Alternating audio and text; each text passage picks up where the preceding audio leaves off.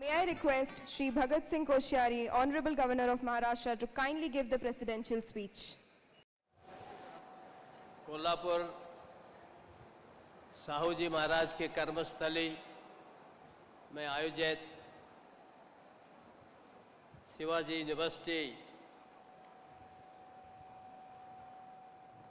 के इस दीक्षांत समारोह में आज के मुख्य अतिथि डॉक्टर भूषण पटवर्धन जी, हमारे इस विश्वविद्यालय के कुलगुरु, इनका नाम देवानंद है। मैं सोचा कि ये सिनेमा के देवानंद जैसे क्यों लग रहे हैं,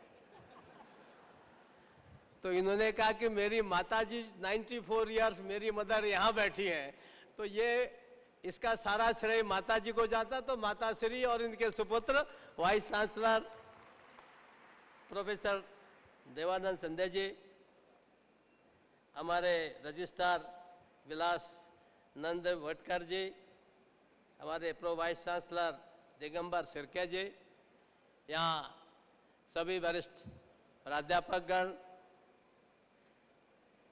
सभी डिग्री धारण करने वाले, उपाधि लेने वाले छात्र छात्राएं, उपस्थित भाइयों और बहनों, मैं आप सब लोगों को बहुत बधाई देता हूं।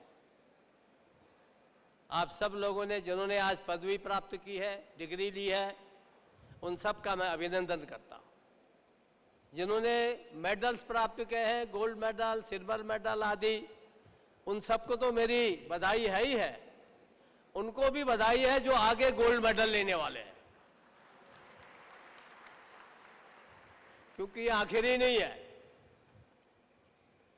अभी आप देख रहे थे पटवर्धन जी जब बोल रहे थे, इनसे मैंने शुरू में कहा, मैंने कहा भाई आप महाराष्ट्र के लगते हैं पटवर्धन नाम से, तो मैंने कहा अभी मैंने मराठी बोलना सीखा नहीं है, पढ़ना सीखा है, तो पढ़ा हुआ तो बोलता हूं, लेकिन बोलना आता नहीं अभी ज्यादा। तो मैंने कहा आप मराठी में बोलेंगे क्या, तो इन्होंने कहा नहीं मेरा भाषण मराठी में ही है, पर आप हिंदी जानते थे, थोड़ा हिंदी भी बोलूंगा। तो ये दोनों भाषाओं में बोले, तो इनका भी मैं अभिनंदन करता हूं। और मैं इसलिए कह रहा हूं कि मैं जहां भी जाता हूं एक ही बात बोलता हूं कि हमको मैं 4 माताओं के प्रति बड़ा विशेष आग्रह करता हूं, और विशेष करके मैं विश्वविद्यालयों में, विद्यापीठ में जाता हूं तो ये आग्रह करता हूं। कल भी अकोला में था, वहां भी क्या था, आपके सामने भी वही आग्रह कर रहा हूं। क्या है, हम सब माता की गोद से जन्म लेते हैं। अगर कोई भी कष्ट आता है, दुख आता है, तो हम अपने वडील पिताजी का नाम नहीं लेते, हम अपने भाई और बहन का भी नाम नहीं लेते। क्या कहते हैं, आई, क्या बोलते हैं, कष्ट होता तो क्या बोलते हैं, आई, मां, ऐसे बोलते हैं ना, नहीं बोलते क्या। कोई दुख होता है, एकदम चोट लग गई, ओ मां, ओ आई, हमारे कुमाऊनी पहाड़ी में ओ ईजा, ऐसे बोलते हैं, एकदम ऑल ऑफ ए सडन, बिना किसी कोशिश के अपने आप बोलते हैं। तो मां का हमारे यहां बड़ा बहुत स्थान है। जैसे मां का बड़ा आदर करना चाहिए, वैसे ही जो अपनी मदर टंग है, मातृभाषा है, उसका भी हमें अपना अभ्यास करना चाहिए, आदर करना चाहिए। इसलिए जब मैं महाराष्ट्र में आया, तो मैं मराठी जानता नहीं था, पर मुझे मराठी माता का आदर करना था। इसलिए मैंने कहा मैं अपनी शपथ विधि मराठी में ही लूंगा, और मैंने मराठी में शपथ विधि ली। और सारे न्यूज़पेपर्स, मीडिया ने बोला कि 70 इयर्स में, in 70 year the first governor who took oath in Marathi. इसलिए मातृभाषा यहाँ की भाषा है। तेलुगु जाओ तो तेलुगु की भाषा, तमिलनाडु जाओ तो तमिल है, बंगाल जाओ तो बंगाली है। एक अपनी जो मातृभाषा है उसका सम्मान। ये माता और मातृभाषा तभी है जब हमारी भारत माता है। इसलिए उस भारत माता का अगर आदर नहीं करेंगे, अभी हमारे पटवर्धन साहब बोल रहे थे संस्कृति और भारत माता के बारे में, न्यू भारत के बारे में। ये भारत माता, इसके बिना कुछ भी नहीं है। और इस भारत माता के बिना तो जो हमारी जगदम्बा माता है तुलजा भवानी, उसका भी आदर करना है। और ये जो तुलजा भवानी है, ये कोई माने या न माने इसको, ये तुलजा भवानी प्रकृति माता है। प्रकृति माता, द नेचर मदर। और ये नेचर मदर अगर इसको नहीं मानेंगे, न भारत माता रहेगी, न माता रहेगी, न मातृभाषा रहेगी। इसलिए नेचर मदर को भी मानना बहुत जरूरी है। इसलिए हमारे यहां जब पहले पंडित लोग मंत्र पढ़ते हैं, आप लोग देखते होंगे सारे हिंदुस्तान में, कहीं भी, नेपाल में भी, यहां से बाहर जाओ, मॉरिशस के हिंदुस्तानी भी, अमेरिका के भी बोलते गौ शांति, अंतरिक्ष गौ शांति, पृथ्वी शांति, औषधय शांति, वनस्पतय शांति। यानी हमारी वनस्पति ठीक रहनी चाहिए। अभी औषधियों के बारे में जेनेटिक के प्रोफेसर हमारे बोल रहे थे। तो ये इसलिए जो प्रकृति है, ये प्रकृति माता, आज ये प्रकृति माता भी खतरे में है। हमारी मातृभाषा खतरे में।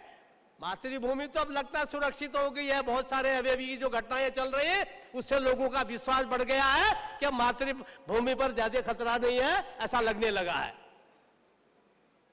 लेकिन मातृभाषा, हिंदी सीखो, अंग्रेजी सीखो, अपनी मातृभाषा।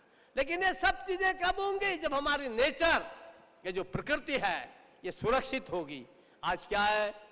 चारों ओर कचरा है, चारों ओर गंदगी है, पेड़ कटे जा रहे हैं, सारी नेचर, क्लाइमेट चेंज हो रहा है।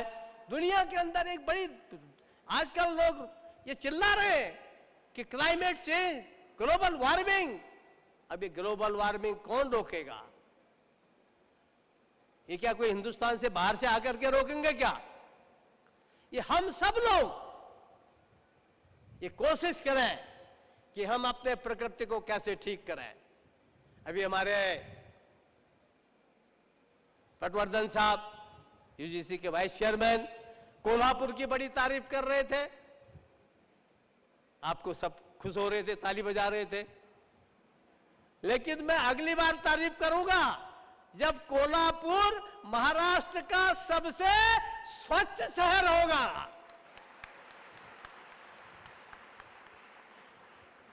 और सिंगल यूज प्लास्टिक से, बोलो, मुक्त होगा। तो फिर आपकी तारीफ करने आऊंगा, और यही नहीं, फिर दुनिया में 10 जगह जाके करूंगा। ये प्रारंभिक चीजें हैं। ये हमारा काम केवल स्कूल में, कॉलेज में, यूनिवर्सिटी जाके पढ़ना नहीं है। अभी पटवर्धन जी बहुत अच्छा कह रहे थे।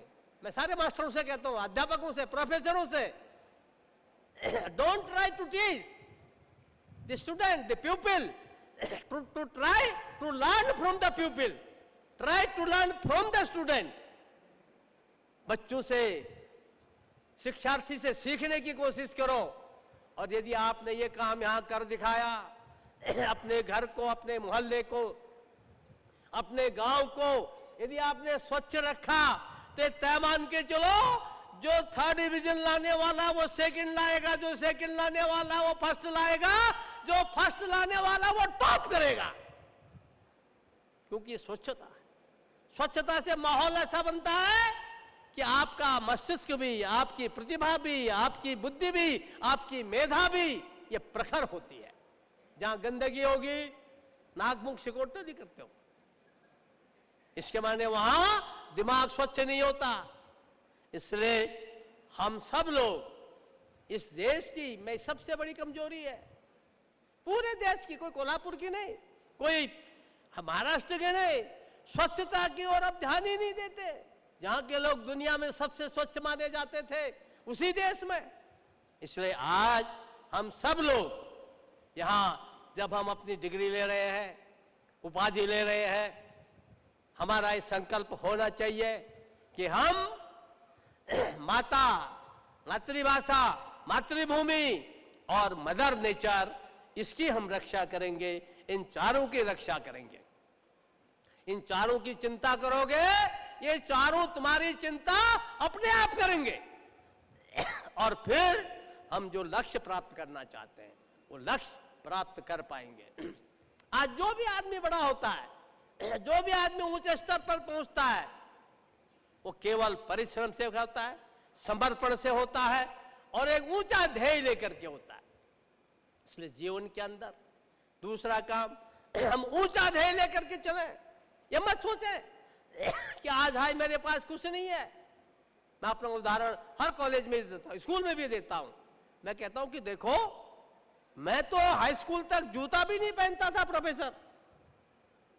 देव, तुम तो देवानंद हो, पहले से पहनते होगे। लेकिन आज अच्छे लोग मिल गए, अच्छी शिक्षा मिली, अच्छा रास्ता मिला। तो रास्ता ऐसा मिला कि आज जो व्यक्ति जूता हाई स्कूल तक पहनता नहीं था, एमए पढ़ने तक अपने हाथ से खाना बनाता था, आज वो राज्यपाल बन गया। और जो चाय बेचता था वो क्या बन गया? वो प्रधानमंत्री बन गया। अरे भाई, आप लोग तो न चाय बेचते हो, न बिना जूते के चलते हो, तो आप लोगों को तो राज्यपाल और प्रधानमंत्री से ऊपर राष्ट्रपति भी बन सकते हो। लगो तो, कोशिश तो करो। कोशिश ही नहीं करोगे, प्रयत्न ही नहीं करोगे, ऊंचा लक्ष्य नहीं रखोगे, ऊंचा ध्येय नहीं रखोगे। और ऊंचा ध्येय ही नहीं होना चाहिए, ऊंचे ध्येय के लिए वैसा ही डेडिकेशन, उतना ही समर्पण होना चाहिए और उतना ही हमारा अनुशासन, discipline. Discipline is must in life. If you are not discipline, you can get achieve the great thing. इसलिए हम सब लोग ऊंचे समर्पण के भाव से काम करें। जो काम हमको सौंपा जाता है उस काम को अगर समर्पण के भाव से करेंगे तो मैं सोचता हूं देश और दुनिया में आपको बेरोजगारी की समस्या कभी सताएगी ही नहीं। ये तभी सताती है जब हमारा भाव ऊंचा नहीं होता है, जब हमारा समर्पण ऊंचा नहीं होता है, जब हमारा डेडिकेशन ऊंचा नहीं होता है, जब हमारी मेहनत ऊंची नहीं होती है। मेरा आपसे निवेदन है कि हम जीवन में अगर सफल होना चाहते हैं, निश्चित रूप से आपने ऐसे पदक प्राप्त किए हैं, डिग्री प्राप्त की है। आज देश के अंदर बहुत संभावनाएं हैं, कितना योजनाएं चल रही हैं, इतनी योजनाएं चल रही हैं, जितना स्टैंड अप, स्टार्टअप, दर्शों योजनाएं हैं, आप उनका लाभ तो उठाए। ये लाभ उठाना पड़ेगा और इसके लिए डिटर्मिनेशन। मैं डिटर्मिनेशन के केवल 2 उदाहरण देता हूं आपको। कहां लड़ाई हो रही उसको नहीं दूंगा। इस देश में आज से 5 साल पहले 33 करोड़ लोगों के पास कोई बैंक खाता नहीं था और बैंक का मैनेजर, मैं जब एमएलसी बन के गया लखनऊ तो मुझको भी कहा कि गारंटर लाओ, पहचान वाला लाओ, एमएलसी बनने के बाद भी।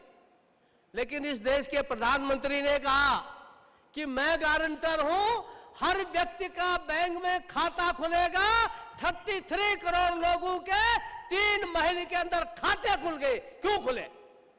There was determination. उन्होंने कहा कि हर घर में शौचालय बनेगा। क्यों बन गए? There was determination. ऐसी इच्छा शक्ति थी।